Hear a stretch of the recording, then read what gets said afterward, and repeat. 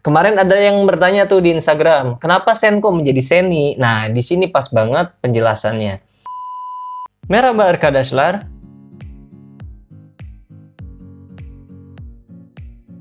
Merhaba, benim adım Aziz, memnun oldum. Di video kali ini kita akan mempelajari tentang belirtme eki atau biasa disebut dengan accusative case. Belirtme eki ini secara garis besar adalah tambahan yang digunakan untuk menunjukkan objek yang spesifik gitu ya. Kalau di bahasa Inggris mungkin ada tambahan the sebelum objek itu disebutkan.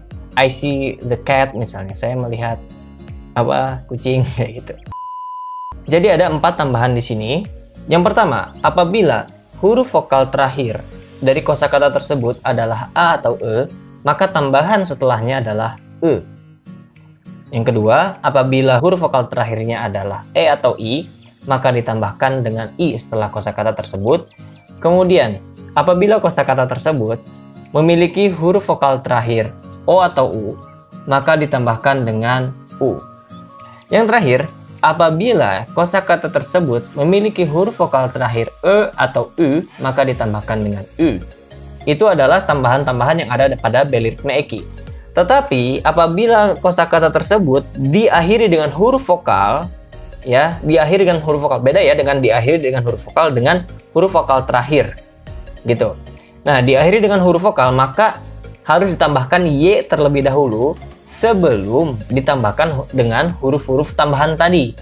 Gitu. Contohnya, misalnya yang pertama Ayşe'yi bekliyor musun? Apakah kamu menunggu Ayşe? Nah, Ayşe'yi. Ya, lihat Ayşe, yi. Ayşe-nya menjadi objek yang spesifik. Ayşe'yi. Kenapa ditambah y terlebih dahulu sebelum i-nya? Karena Ayşe diakhiri dengan huruf vokal. Maka harus dipisah dulu nih. Sebelum ditambahkan dengan i harus dipisah dulu dengan huruf y. Kayak gitu. Jadinya Ayşe'yi bekliyor musun? Seperti yang kemarin misalnya pencereyi. Ya, pencereyi. Pencere itu adalah jendela. Pencereyi. Kapatıyorum misalnya. Saya menutup jendela. Pencereyi kapatıyorum. Seperti itu. Terus kalau misalnya zamir ya yang ben, sen, o, biz, siz, onlar. Nah, kemarin ada yang bertanya tuh di Instagram, kenapa sen kok menjadi seni? Nah, di sini pas banget penjelasannya. Jadi, kenapa ben menjadi beni, sen menjadi seni, o kenapa menjadi onu, kemudian biz kenapa menjadi bizi, siz kenapa menjadi sizi, kemudian onlar kenapa menjadi onları. Nah, ini adalah pembahasannya. Misalnya, biz onları tanımıyoruz. Kami tidak mengenal mereka. Gitu ya, onları tanımıyoruz. Kami tidak mengenal mereka.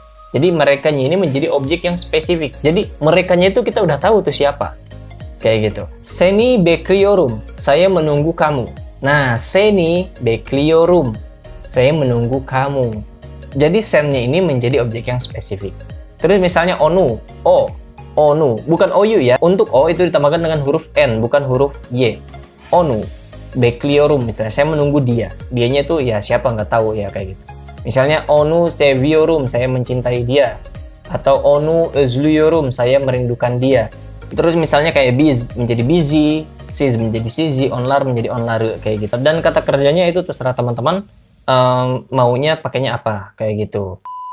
Untuk kalimat petunjuk misalnya bu, shu, o itu harus ditambah n kayak gitu. Bu, bunu, shu, shunu, o, onu. Jadi bunu seviyorum, saya menyukai ini. Ya ininya tuh apa terserah, misalnya nasi lah apalah kayak gitu ya. Misalnya bunu sevmiyorum, saya tidak suka ini kayak gitu.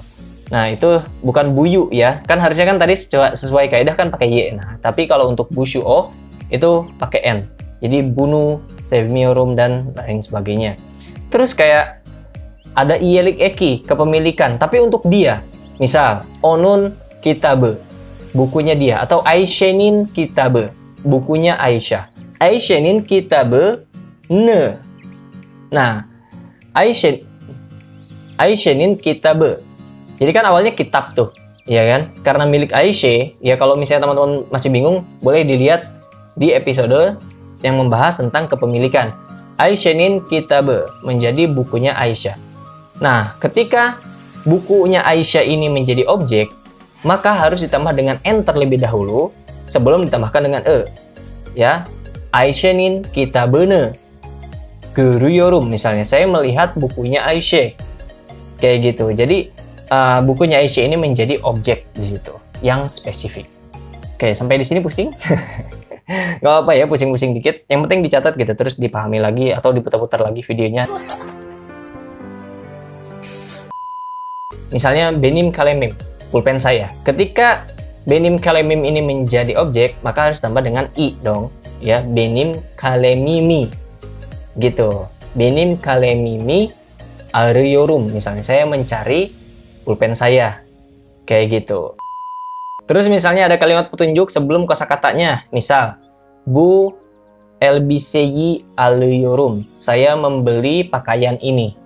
Gitu. Jadi elbiseyi alıyorum. Elbise itu pakaian. Elbiseyi ya tambahan untuk belirtme-nya. Jadi Aisyah. Jadi elbiseyi alıyorum. Saya membeli baju ini atau pakaian ini. Bu elbiseyi alıyorum. Contoh selanjutnya, ekmek misalnya ya. Ekmek menjadi ekmei. Kenapa menjadi ekmei? Kok kaknya berubah menjadi yumuşak G? Nah, di episode sebelumnya tuh pernah saya bahas tentang beberapa huruf yang berubah ketika ditambahkan dengan tambahan-tambahan ini. Kayak gitu. Jadi, lihat aja video sebelumnya di tentang yönelme eki kalau nggak salah itu saya bahas. Jadi, kenapa kak berubah menjadi yumuşak G dan seterusnya kayak gitu ya. Nah, ekmeği marketten alıyorum. Jadi saya membeli roti dari pasar atau dari toko lah kayak gitu. Tapi nggak semua kata kerja ya itu harus menggunakan belirtme eki ini. Gitu ya. Mungkin kalau teman-teman yang belajar bahasa Inggris, bahasa Arab, mungkin kalau misalnya bahasa Arab tuh ada fi'lul muta'addi, ada fi'lul lazim kayak gitu ya, yang membutuhkan maf'ulun bih, ada yang tidak membutuhkan maf'ulun bihi kayak gitu. Nah, di bahasa Turki juga nggak semuanya kata kerja itu sebelumnya harus menggunakan belirtme eki, meskipun dia menjadi objek di situ, ya seakan-akan menjadi objek di situ. Misalnya, sana bakıyorum. Bakmak itu melihat, tapi bakmak ini tidak bisa menggunakan belirtme eki, tapi menggunakan yönelme eki yang ae ke gitu ya. Misalnya, saya melihat kamu. Kan harusnya kalau misalnya menggunakan belirtme eki, seni bakıyorum. Tapi di sini menggunakan sana bakıyorum. Terus kayak korkmak, takut. Dia menggunakan danden tanten sebelumnya. Jadi misalnya köpekten korkuyorum. Saya takut anjing. Tapi di situ bukan köpeği korkuyorum, tapi köpekten korkuyorum. Saya takut anjing. Jadi nggak semuanya kayak gitu. Nah, makanya dibutuhkan teman-teman di sini perbanyak kosakata, baik itu kata kerja ataupun kata benda gitu. Dan pahami juga fungsi-fungsinya. Kayak gitu sih sebetulnya. Oke, kayak gitu ya teman-teman. Jadi mungkin agak pusing-pusing ya, pasti pusing gitu ya. Tapi coba pelajari lagi. Dan kita di sini semuanya sama-sama belajar dan sama-sama menggali bahasa Turki ini. Jadi di sini tidak ada guru, tidak ada murid. Jadi kita semua sama-sama belajar dan saya memberikan apa yang saya bisa. Kayak gitu kan intinya dari awal. Ayo Terkadaslar, sampai di sini dulu pertemuan kita pada video kali ini. Semoga ada ilmu yang bertambah ya di video ini. Dan kalau misalnya ada yang ingin bertanya, silahkan tanyakan di komentar. Kita berdiskusi, kalau misalnya ada yang lebih tahu mungkin bisa beritahu di komentar kayak gitu. Jadi kita bisa sharing ilmu kita bersama-sama. Terima kasih buat perhatiannya dan jangan lupa juga untuk share dan like video ini kalau misalnya kalian teman-teman suka.